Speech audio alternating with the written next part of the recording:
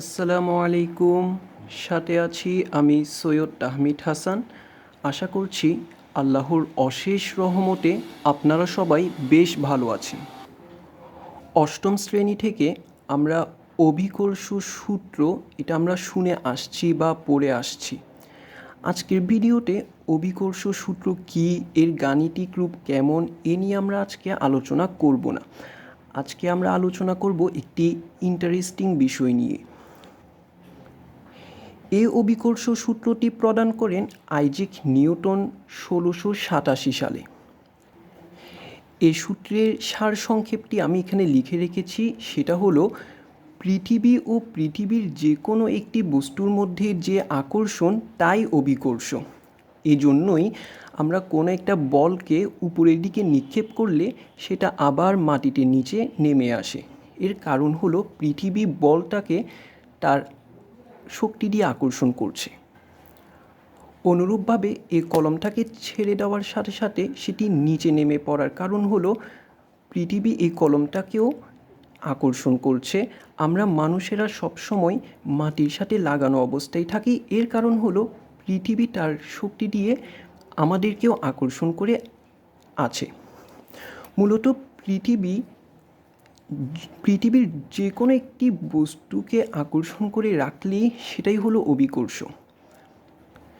আপনি জেনে অবাক হবেন, এই সূত্রটি আইজ্যাক নিউটন 1687 সালে প্রদান করলেও 1400 বছর আগে আল্লাহ পাক রব্বুল আলামিন রসুল সাল্লাল্লাহু আলাইহি ওয়াসাল্লামের উপর যে কিতাব নাজিল করেছিলেন, অর্থাৎ কুরআন মাজিদে এই সূত্রে একটা আয়াত দেওয়া হয়েছে। অর্থাৎ এই সূত্রটি 1400 বছর আগে কুরআনে লিপিবদ্ধ করে রাখা হয়েছে।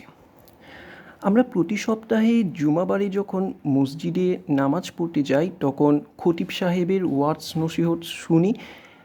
ওনারা বলেন যে কুরআন নাকি সকল জ্ঞান বিজ্ঞানের ভাণ্ডার। কিন্তু আমরা যখন বাস্তবে কুরআন তেলাওয়াত করতে যাই, তখন জান্নাত জাহান্নামের আয়াত তেলাওয়াত করি, এমনকি ইসলামের নানা ঘটনা তেলাওয়াত করি। আসলে কি কুরআনে বিজ্ঞান আছে? অবশ্যই আছে। এমনকি আইজ্যাক নিউটন 1687 সালে যে অভিকর্ষ সূত্রটি প্রদান করেছেন সেটাও কুরআনে আছে। বলা যায় নিউটন দাদা সেই কুরআনের আয়াতকে ব্যবহার করে সূত্রটা প্রদান করেছেন। কুরআন মাজিদের 29 নম্বর পারার সূরা মুরসালাতের 26 নম্বর আয়াতে আল্লাহ পাক রব্বুল আলামিন বলছেন, আলাম নাজআলিল আরদা কিফাতা, অর্থাৎ আমি কি পৃথিবীকে সৃষ্টি করিনি আকর্ষণকারী রূপে। আবার পরের আয়াতে অর্থাৎ 27 নম্বর আয়াতে বলছে আহইয়াআন ওয়া আমওয়াতা, অর্থাৎ জীবিত এবং মৃতদেরকে।